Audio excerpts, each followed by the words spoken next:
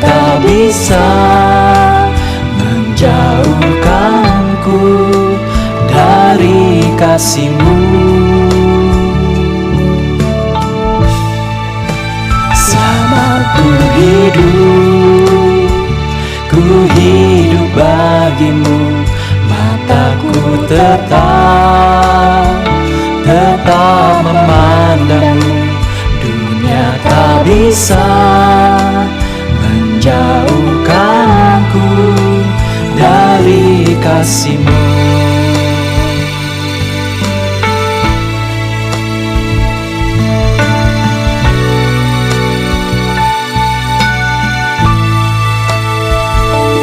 Yesus, Kau kebenaran yang menyelamatkanku. Kau memberikanku hidup dan pengharapan.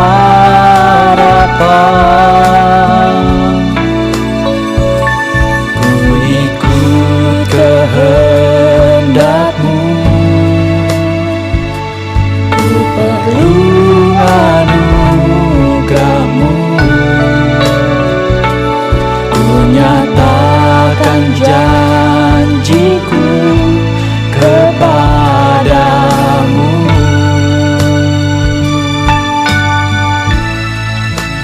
Kalau ku hidup bagi-Mu, hatiku tetap menyembah-Mu. Dunia tak bisa menjauhkanku dari kasih-Mu. Selama ku hidup bagi-Mu, mataku tetap memandang-Mu. Dunia tak bisa menjauhkanku dari kasih-Mu. Selama ku hidup bagi-Mu, hatiku tetap menyembah-Mu. Dunia tak bisa menjauhkanku dari kasih-Mu. Selama ku hidup bagi-Mu, mataku tetap memandang-Mu. Dunia tak bisa menjauhkanku dari kasih-Mu. Dunia tak bisa menjauhkanku dari kasih-Mu.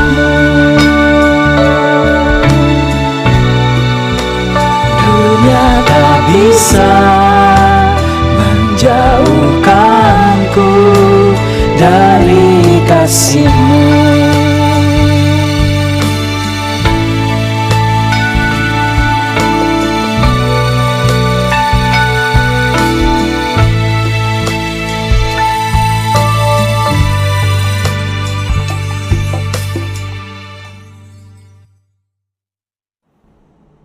Shalom, saudara-saudaraku yang kekasih di dalam Tuhan Yesus Kristus. Puji Tuhan, haleluya. Kalau kita masih hidup hari ini, diberi kesempatan untuk beribadah, mempersembahkan pujian dan hormat kepada Tuhan, dan mempelajari firman Tuhan, panduan hidup kita. Terima kasih, Tuhan Yesus baik. Selamat ulang tahun saya ucapkan kepada saudara-saudariku yang kekasih di dalam Tuhan Yesus. Semoga saudara sehat rohani, sehat jasmani, diberkati Tuhan dengan apa yang saudara kerjakan, sehingga saudara dapat jadi berkat bagi kemuliaan nama Tuhan. Amin. Hari ini kita akan meneruskan mempelajari mengenai dasar-dasar kekristenan, yaitu firman Allah. Supaya kita tahu apa itu firman Tuhan dan manfaatnya, serta prinsip atau cara yang benar mempelajari firman Tuhan. Tujuannya agar firman Tuhan itu memberi hikmat, menuntun kita kepada keselamatan oleh iman dalam nama Tuhan Yesus. Mari kita berdoa mohon berkat Tuhan. Tuhan Yesus yang baik, terima kasih karena anugerah Tuhan, Tuhan memimpin kami. Hari ini minggu kedua bulan April. Syukur, puji Tuhan, hormat Tuhan, mulia Tuhan, agung Tuhan. Mohon ampun buat semua dosa salah kami kepada Tuhan dengan sengaja ataupun tidak, dan kepada sesama kami manusia. Kami mohon Tuhan, ampuni dan kuduskan kami, dan tolong kami mampu mengampuni orang yang bersalah kepada kami, dan kami rindu juga untuk menjadi pelaku firman, hidup menyenangkan hati Tuhan. Hari ini kami mau mempelajari mengenai firman Tuhan, pentingnya belajar firman Tuhan. Beri pengertian kepada kami, dan Roh Kudus tolong kami untuk kami melakukan, mempraktekkan dalam hidup kami sehari-hari. Kami rindu tambah hari, tambah melakukan firman Tuhan, hidup menyenangkan hati Tuhan. Kami mohon dengan percaya di dalam nama Tuhan Yesus. Amin.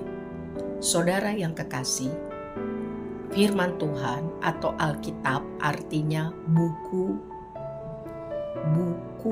berisi wahyu dari Tuhan.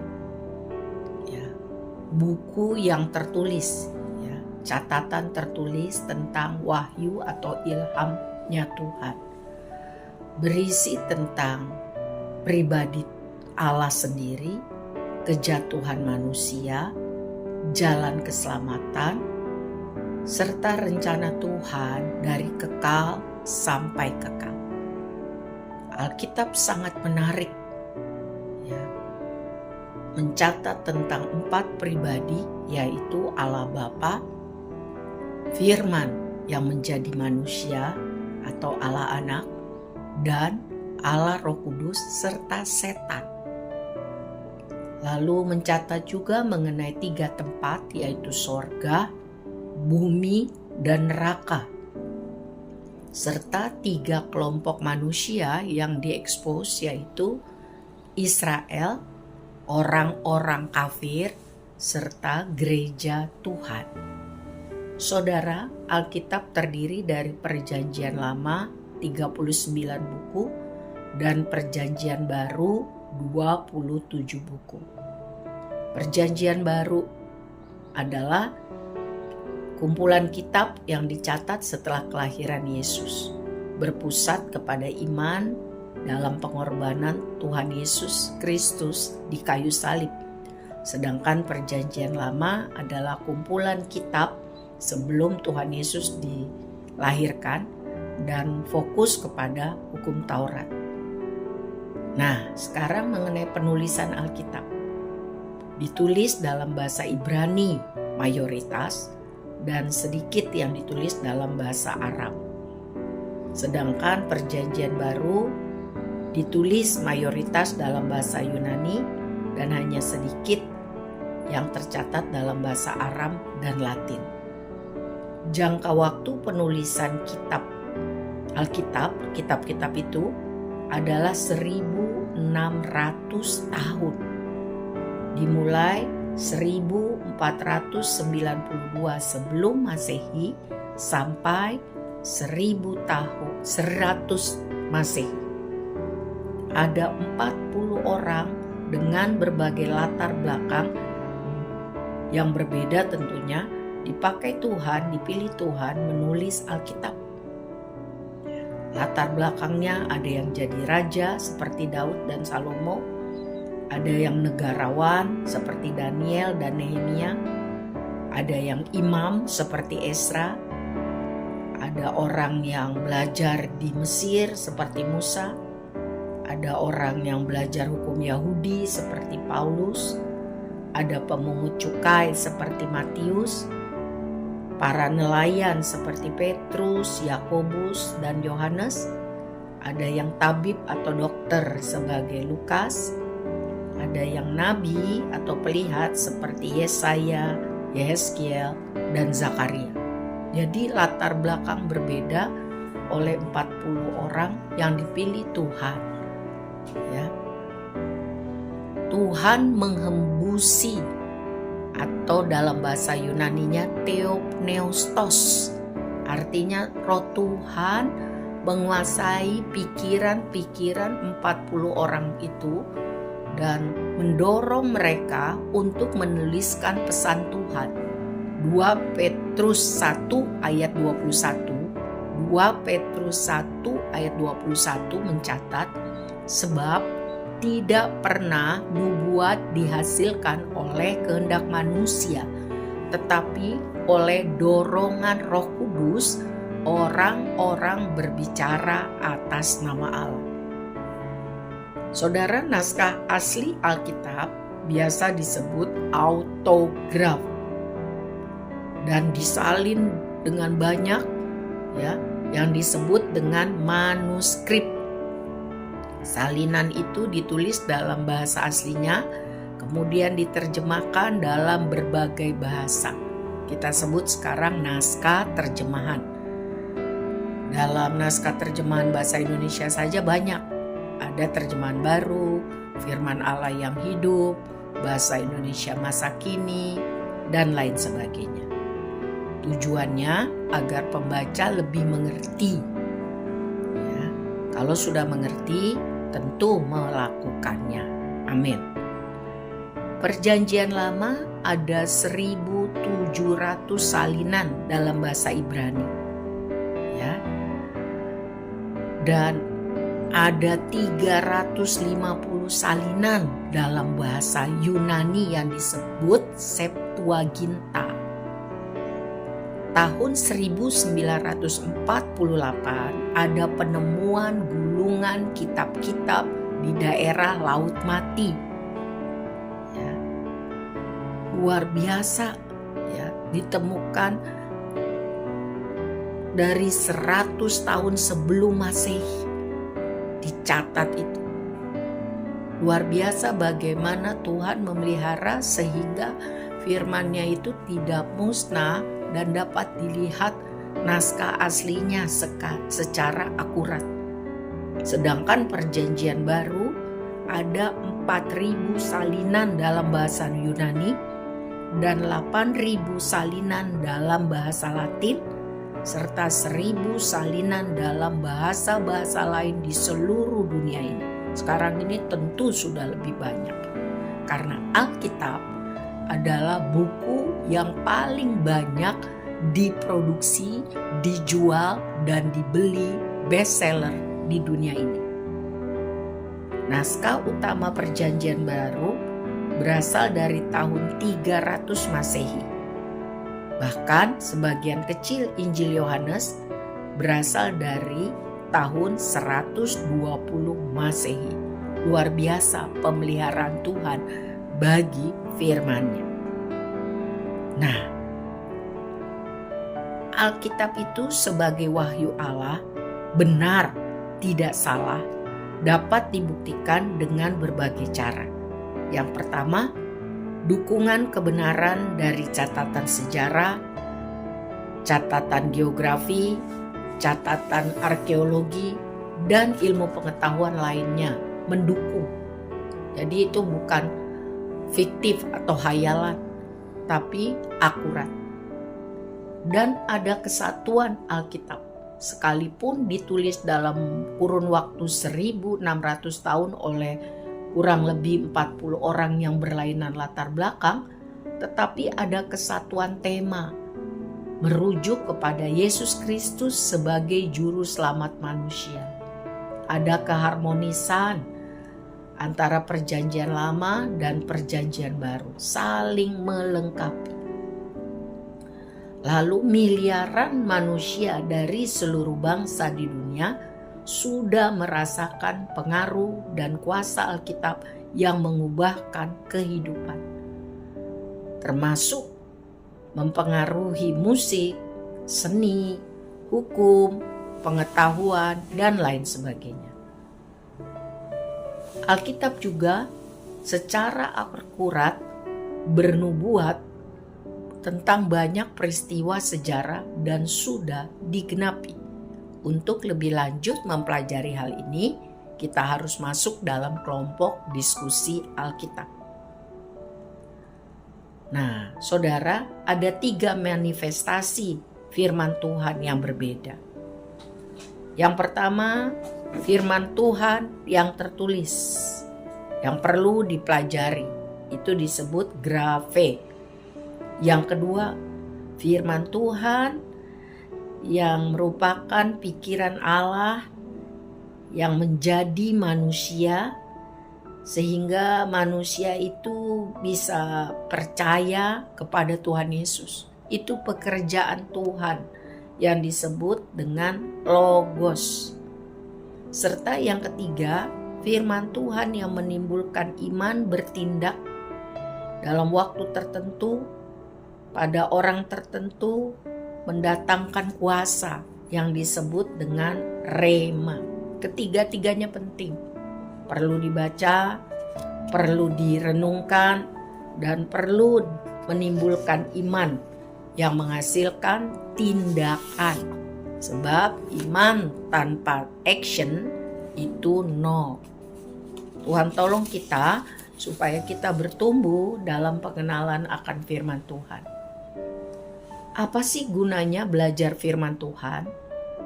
Alkitab mencatat, kalau kita setia mempelajari firman Tuhan, maka kita akan mempunyai banyak pengetahuan tentang Allah, tentang kejatuhan manusia, tentang rencana keselamatan Tuhan bagi manusia.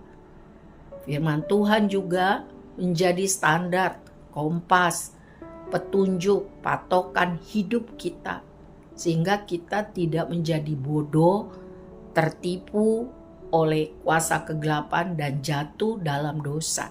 Firman Tuhan membuat hikmat dan kebijaksanaan, menjadi penerang jalan hidup, menjadi petunjuk, mengkoreksi kesalahan kita. Jadi firman Tuhan itu kompas kehidupan, standar kehidupan yang benar. Waktu kita mempelajari firman Tuhan, kita harus memperhatikan bahasa firman Tuhan. Itu ada 3 macam. Pertama, bahasa kiasan. Yang kedua, bahasa simbol. Yang ketiga, bahasa harafiah atau penuturan yang sebenarnya.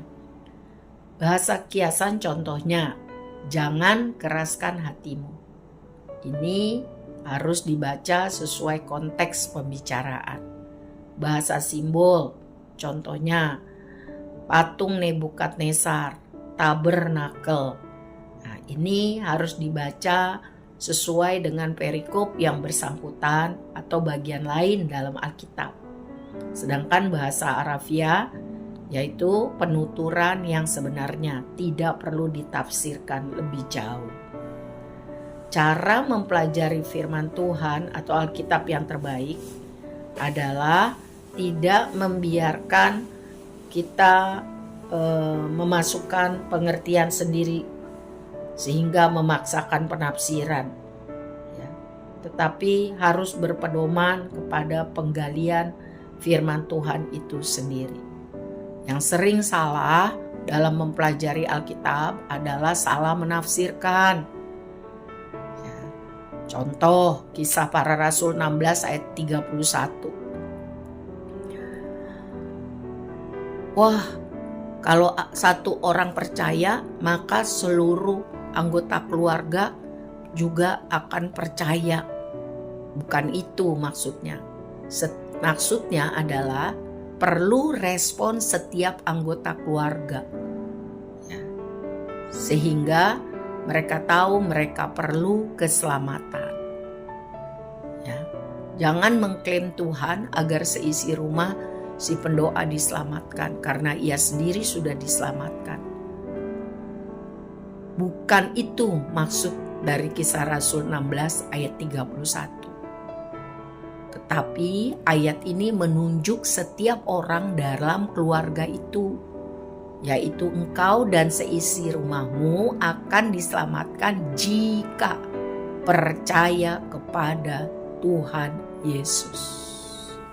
Jadi responnya pribadi. Ya, tugas yang sudah percaya lebih dulu tentu mendoakan dan menjadi garam dan terang dalam keluarganya, sehingga yang lain melihat dan akhirnya mempermuliakan Tuhan. Ya. Yang kedua, kesalahan dalam penerapan. Ya. Ketiga, kesalahan dalam penempatan. Ya, jadi jangan menafsirkan Alkitab dengan pengertian sendiri. Harus berpedoman kepada menggali pengertian firman Tuhan sesuai dengan konteksnya. Perlu belajar. Bagaimana sih cara belajar firman Tuhan yang baik? Yang pertama, dengar firman Tuhan. Karena iman dapat timbul dalam hati waktu firman Tuhan kita dengar. Roma 10 ayat 17. Yang kedua, baca firman Tuhan teratur. Kita bisa mengetahui pikiran Tuhan, isi hati Tuhan. Ya. Perhatikan pertanyaan, perintah, hubungan sebab akibat, janji Tuhan, keterangan, dan sebagainya. Yang ketiga, mempelajari firman Tuhan lebih dalam dengan cara belajar kata per kata, perikop tertentu, karakter tokoh tertentu, ayat tertentu, atau topik tertentu. Ya, kita perlu alat bantu seperti kamus Alkitab, ya, kamus istilah teologi, dan lain sebagainya. Dan selanjutnya, bagaimana cara mempelajari firman Tuhan yang benar? Dengan menghafal firman Tuhan. Mazmur 119 ayat 11 mencatat, dalam hatiku aku menyimpan janjimu, supaya aku jangan berdosa terhadap engkau. Jadi cara menghafal firman Tuhan yang benar, gunakan sering. Baca dengan bersuara, kuping kita dengar. Lalu diingat-ingat, ya, dihafalin. Supaya apa? Waktu kita melakukan sesuatu, berpikir sesuatu, berkata sesuatu, standarnya itu apa yang ada di otak kita, di memori kita, yaitu firman Tuhan, bukan yang lain. Selanjutnya, cara mempelajari firman Tuhan yang benar tercatat di dalam Mazmur 1 ayat 1-3, yaitu merenungkan Taurat itu siang dan malam. Berbahagialah orang yang tidak berjalan menurut nasihat orang fasik, yang tidak berdiri di jalan orang berdosa, dan yang tidak duduk dalam kumpulan pencemooh. Tetapi yang kesukaannya ialah Taurat Tuhan, dan yang merenungkan Taurat itu siang dan malam. Ia seperti pohon yang ditanam di tepi aliran air, yang menghasilkan buahnya pada musimnya, dan yang tidak layu daunnya. Apa saja yang diperbuatnya berhasil. Jadi cara mempelajari firman Tuhan yang baik selanjutnya adalah merenungkan firman Tuhan. Kita mendengar, mempelajari, membaca, menghafal, lalu renungkan itu kapan saja. Ya, kapan saja, itu bisa kapan saja, tidak terbatas waktu dan tempat. Lalu selanjutnya mendiskusikan firman Tuhan, tentu dengan orang yang lebih mengetahuinya, lebih paham, ya. Bentuk kelompok diskusi Alkitab sehingga pengertian kita semakin banyak. Dan yang terakhir, penting, walaupun kita sudah merenungkan, membaca, menghafal, mempelajari, tapi kalau tidak melakukan firman Tuhan dengan baik, maka sia-sia. Jadi lakukan firman Tuhan. Semakin sering kita melakukan firman Tuhan, maka itu akan menjadi kebiasaan. Kebiasaan membentuk karakter manusia yang tambah hari tambah serupa Tuhan. Haleluya. Selanjutnya, simbol dari firman Tuhan dan sifat serta kegunaannya. Firman Tuhan itu seperti api. Yeremia 23 ayat 29. Membakar, membersihkan, memurnikan, menyingkirkan segala sesuatu yang berlawanan dengan standar Tuhan yang kudus. Yang kedua, firman Tuhan itu seperti palu. Ya, palu, saudara. Yeremia 23 ayat 29. Memukul, menghancurkan segala yang jahat, segala hal yang Tuhan tidak berkenan. Yang ketiga, firman Tuhan itu simbolnya pelita, terang, lampu. Mazmur 119 ayat 105. Penunjuk jalan bagi hidup manusia yang tentu mau hidup sesuai standar firman Tuhan. Yang keempat, firman Tuhan itu bersimbol sebagai cermin kaca. Yakobus 1 ayat 23 menyatakan keadaan kita yang sebenarnya, mengkoreksi kekurangan kita sehingga kita bisa berubah jadi lebih baik, lebih pantas standarnya firman Tuhan. Yang kelima, firman Tuhan itu seperti air susu. 1 Petrus 2 ayat 2. Makanan yang sehat, susu bergizi dan murni. Supaya kerohanian kita bertumbuh sehat, kita memerlukan firman Tuhan setiap hari. Ya. Lalu yang kelima, firman Tuhan itu diibaratkan seperti benih. 1 Petrus 1 ayat 23. Benih kecil tapi akan tumbuh, bertunas, berkembang, dan menghasilkan buah yang sesuai dengan pertobatan. Buah Roh Kudus, hidup memuliakan Tuhan. Selanjutnya, firman Tuhan itu diibaratkan seperti pedang. Ibrani 4 ayat 12. Membedah, memisahkan hal-hal yang jahat, kedagingan, dengan hal-hal yang rohani dalam hidup kita. Tujuannya supaya kita tambah hari tambah benar sesuai kehendak Tuhan. Selanjutnya, firman Tuhan itu seperti air. Efesus 5 ayat 26. Air perlu untuk hidup. Air perlu untuk membersihkan, menyegarkan. Kalau manusia hidup tanpa air akan mati. Demikian kalau orang yang mengatakan dia Kristen tapi hidup tanpa firman Tuhan tiap hari, rohaninya pasti akan mati. Selanjutnya, firman Tuhan itu seperti madu. Mazmur 119 ayat 103. Madu itu manis, menyehatkan. Firman Tuhan itu juga menyehatkan, menguatkan, menghibur, ya, membuat hati yang sedih, tawar, kecewa menjadi gembira kembali, ceria kembali, manis. Ya. Selanjutnya, firman Tuhan itu seperti roti.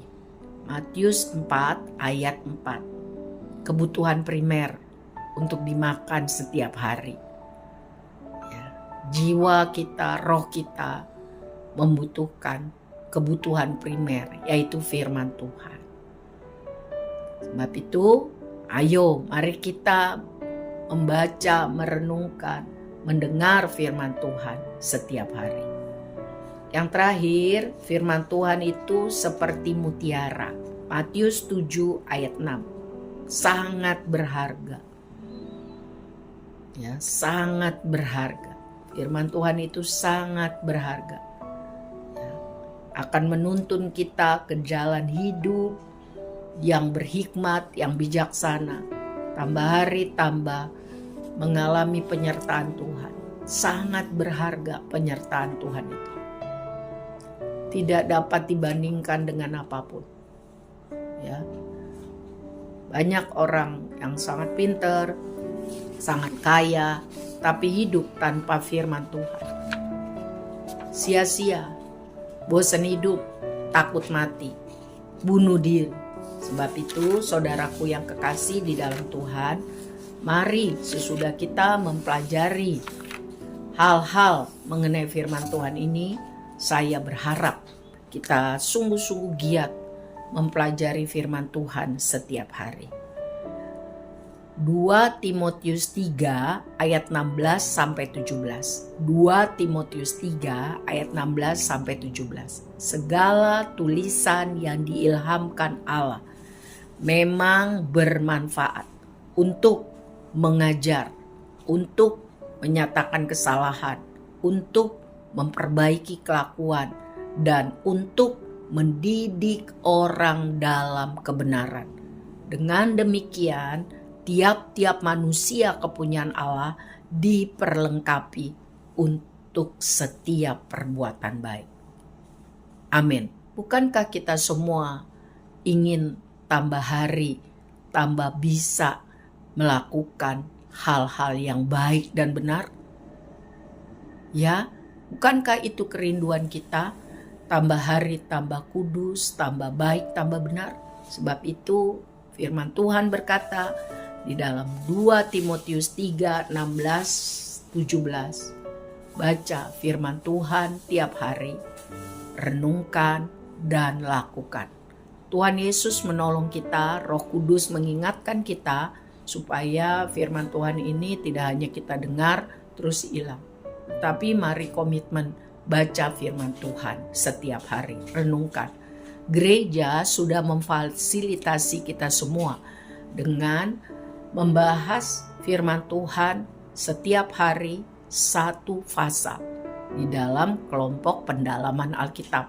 Jika saudara menginginkan, saudara boleh menghubungi staf pastoral atau saya supaya saudara dikirimkan itu setiap hari. Kita semua tambah bertumbuh, kita semua tambah kuat, kita semua tambah menghasilkan buah pertobatan. Ya, buah Roh Kudus diproses karena belum ada seorang pun yang benar-benar sempurna. Betul? Firman Tuhan adalah kompas kehidupan. Tuhan memberkati kita semua saudara hidup berdasarkan standar firman Tuhan. Berkati Tuhan apa yang kita kerjakan sehingga hidup kita lebih berguna untuk mempermuliakan Tuhan. Mari kita berdoa. Tuhan Yesus yang baik, terima kasih buat kasih setia Tuhan. Kami dapat mempelajari mengenai firman Tuhan yang hidup, yang berguna buat hidup kami. Tolong kami supaya kami tambah hari, tambah mendisiplin diri setiap hari membaca firman Tuhan. Merenungkan, Roh Kudus mengajari, menegur kelakuan kami yang salah dan memimpin kami tambah hari tambah benar, tambah hari tambah baik, tambah hari tambah berguna bagi kemuliaan Tuhan, menjadi pelaku firman, bukan hanya pembicara atau pendengar. Kami sungguh-sungguh rindu Tuhan masuk di dalam standar yang menyenangkan hati Tuhan. Tolong kami untuk menjadi seperti yang Tuhan mau. Kerinduan itu mulai menggebu-gebu dari murid sekolah minggu, dari anak remaja dan pemuda, dan orang tua, wanita, pria, bahkan sampai yang paling senior di antara kami. Kalau kami hidup, kami mau hidup kami sesuai dengan firman Tuhan. Firman Tuhan jadi kompas standar hidup kami. Tolong kami melakukan yang Tuhan mau. Roh Kudus ingatkan kami. Terima kasih. Masalah-masalah kami Tuhan tahu, kebutuhan kami Tuhan tahu. Kami berharap dan berserah hanya kepada Tuhan. Kiranya Tuhan membuka jalan mujizat-Mu dalam nama Tuhan Yesus. Kiranya Tuhan memberikan kami hikmat dan hati yang bijaksana dalam nama Tuhan Yesus. Sehingga masalah-masalah ini akan ada jalan keluar dan kami dapat bersaksi tentang perbuatan Tuhan yang besar. Nama Tuhan dipermuliakan. Haleluya. Angkatlah tangan saudara di dalam nama Tuhan Yesus. Terimalah berkat Tuhan. kasih Allah Bapa yang kekal dan sempurna bagi kita yang percaya. Cinta Tuhan Yesus, rencana masa depan, rencana kebesaran nama Tuhan, itu kita terima. Kita menjadi alat Tuhan yang efektif, menjadi saksi Kristus dalam nama Tuhan Yesus. Penyertaan Tuhan Yesus kita terima dalam nama Tuhan Yesus. Persekutuan yang tambah erat dan manis dengan Roh Kudus membuat kita tambah hari, tambah benar, tambah kudus, tambah hidup sesuai kehendak Tuhan. Kami aminkan, kami imani apa yang kami doakan. Di dalam nama Bapa, Anak, dan Roh Kudus. Amin. Tuhan memberkati kita semua, saudara. Semangat.